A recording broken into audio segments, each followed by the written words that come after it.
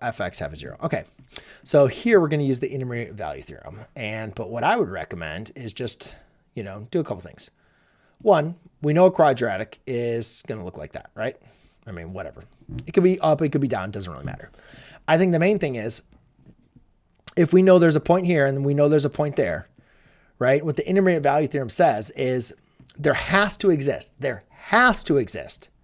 So here, if here's A, right, and here's B, I can't remember the value theorem, then there has to exist a point C in between them that crosses the x-axis. Like it has to be a point. There has to be a point between the points A and B, okay?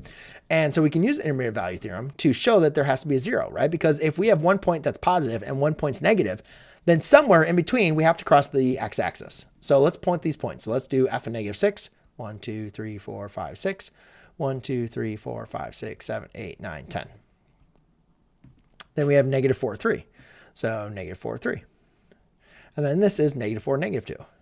Well, again, you can see like between these 2 points, right, we have to cross the x-axis.